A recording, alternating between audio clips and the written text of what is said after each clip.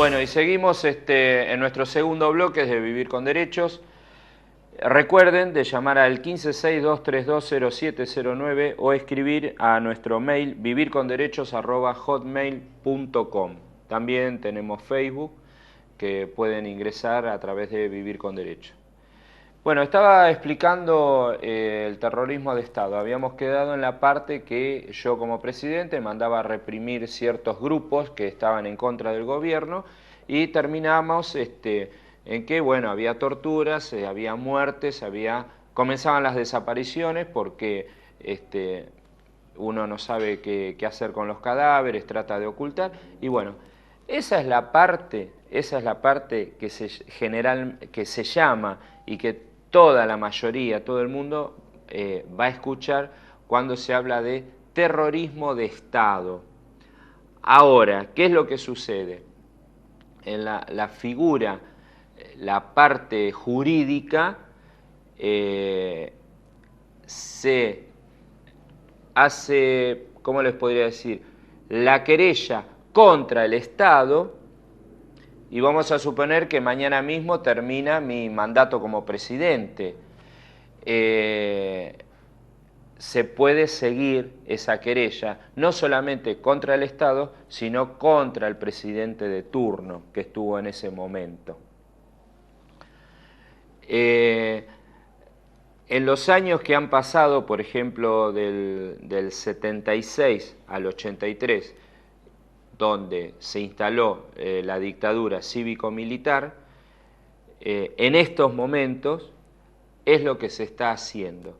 Se le está haciendo juicio a las juntas militares, se le está haciendo juicio a Jorge Rafael Videla, se le está haciendo juicio a Luciano Benjamín Menéndez, se le está haciendo juicio a varios jerarcas militares de aquella época, del 76 al 83, a Reinaldo Vignone también, que pasaron por el poder, fueron presidentes de la nación y ellos armaron, orquestaron todo este sistema de torturas, desapariciones, robos de bebés, robos de bienes materiales, porque aparte de tener 30.000 desaparecidos, y creo que son muchos más, pero aparte de tener 30.000 desaparecidos, también no se conformaron con esa parte solamente de hacer desaparecer compañeros, torturarlos, compañeros que tuvieron que exiliarse, compañeros que tuvieron que vivir en la clandestinidad, sino que también se dedicaban a falsificar escrituras, falsificar títulos de propiedad de automotores, falsificación de documentos. ¿Para qué? Para que cada uno de estos grupos de jerarcas, junto con sus subalternos, se apoderaran de distintos bienes, de casas, de empresas, de automóviles, de documentación falsa, para entrar y salir del país como Pancho por su casa. Y bueno, fueron por más también. Por ejemplo, fueron para quedarse con este famoso juicio que se está llevando a cabo con el papel prensa. Todo esto también fue ideado y que está siendo juzgado en estos momentos por José Alfredo Martínez de Hoz, quien en el año 76 se hace cargo como ministro de Economía de la República Argentina. Si mal no recuerdo, creo que fue del 76 al 79, 80 que duró su mandato como ministro de Economía, o por ahí un poco menos, no recuerdo bien. Entonces, todo esto que les voy explicando brevemente, tranquilamente y para no equivocarme en nada, es terrorismo de Estado. Recordemos también que en el año 75 la situación política en nuestro país no era de la mejor, En el año 1974, el 1 de julio, había fallecido Juan Domingo Perón. Quedó al frente del país María Estela Martínez de Perón, la esposa del general Juan Domingo Perón, su segunda esposa. Obviamente no estaba capacitada para llevar un país adelante, para conducir un pueblo, para conducir un movimiento, que era el movimiento justicialista o el movimiento peronista. Realmente no estaba capacitada. Yo recuerdo que a través de los informativos de ese entonces, ella en algún momento había solicitado mediante un decreto o mediante una ley la ayuda a las fuerzas militares para acabar no con la delincuencia, sino para terminar con el terrorismo que había de parte de la subversión. O sea, subversivos, ¿a quienes les llamaban? A los estudiantes, a los profesionales, a todos aquellos compañeros que realmente estaban tratando y tenían sus ideales por sacar un país adelante, por tener un mejor país, por tener educación, por tener derecho a la vivienda, por tener derecho a la enseñanza, por tener derecho a la salud, por tener derecho a la vida digna. Bueno, a esos compañeros les llamaban subversivos, terroristas. Entonces fue así como el 24 de marzo de 1976, prácticamente a la madrugada nos levantamos con un cambio de gobierno. A la noche interrumpió en Casa de Gobierno las fuerzas militares, unidas las tres fuerzas, Ejército, Marina y Fuerza Aérea, interrumpió en la Casa de Gobierno, tomó el poder y prácticamente dejó sin respuesta al pueblo, a la presidenta de ese momento, y abolió un montón de mecanismos de la democracia.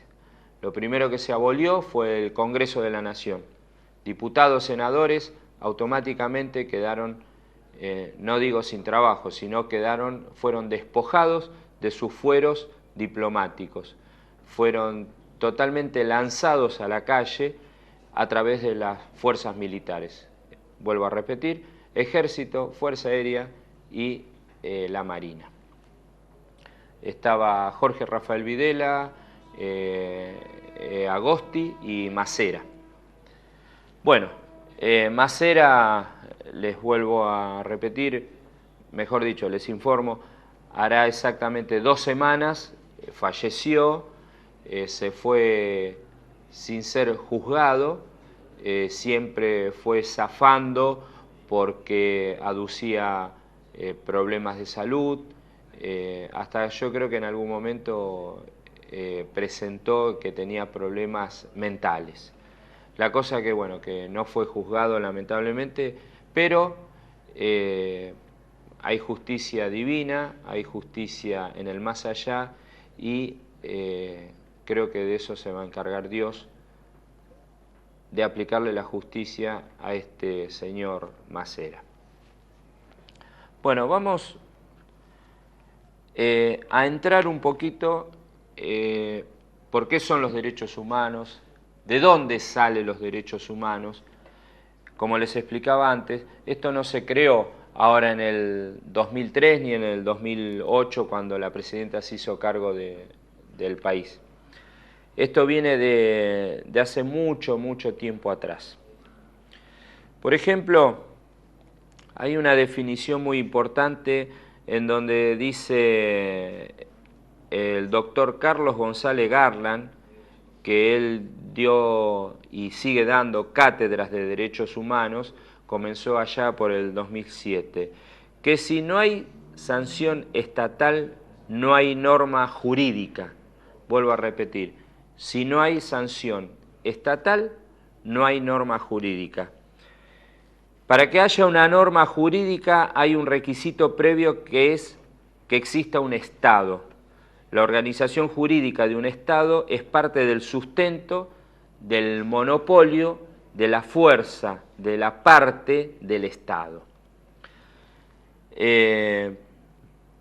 Estado es una norma jurídica y la definición de Estado que tiene el Estado tiene el monopolio de la fuerza. Digamos que no siempre el monopolio de la fuerza ha sido presentado por el Estado en los términos que lo que es actualmente.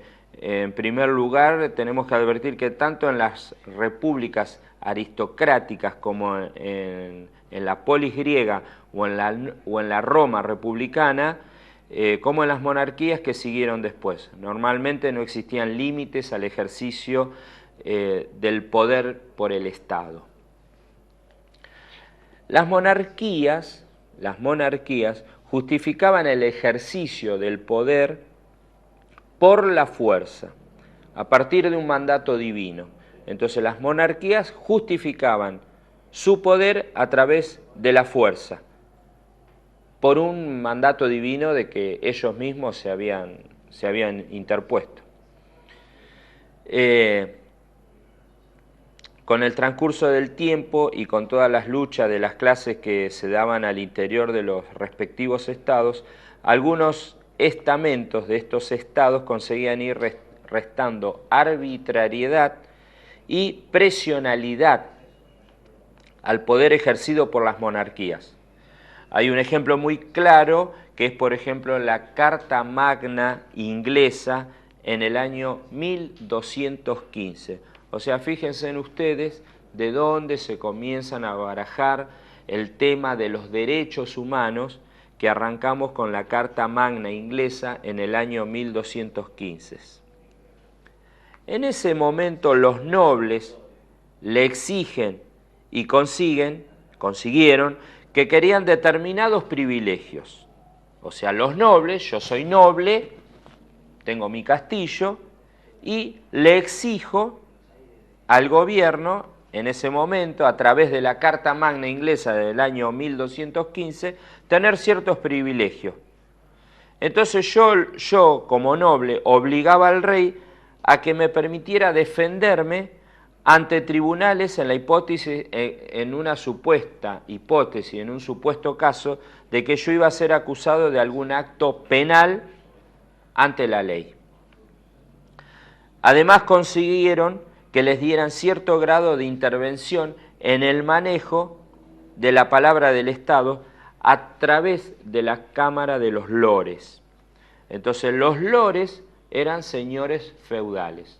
Entonces vuelvo a repetir, a través de la Carta Magna inglesa del año 1215, los nobles le exigen al rey que queríamos tener privilegio. Vamos a hacer de cuenta, yo soy noble y le exijo al rey de esa comarca, de ese país, que quiero tener ciertos privilegios. ¿Cuáles eran esos privilegios? Y que, por ejemplo, en caso de que yo iba a ser acusado de algún crimen ante la ley, yo tenía que ser apoyado y por consiguiente tener un cierto grado y un cierto manejo también con respecto a la palabra del Estado a través de las cámaras de los lores. Entonces, ¿qué pasa? Los lores eran señores feudales. Bueno, para que no se haga tan pesado y para que lo vayan entendiendo bien, clarito y de a poco, vamos a ir a ver un video que, si no me equivoco, es del secretario de Derechos Humanos, Eduardo Luis Duhalde, en una entrevista que él va hablando y va explicando no solamente derechos humanos, sino que diversos temas. Gracias.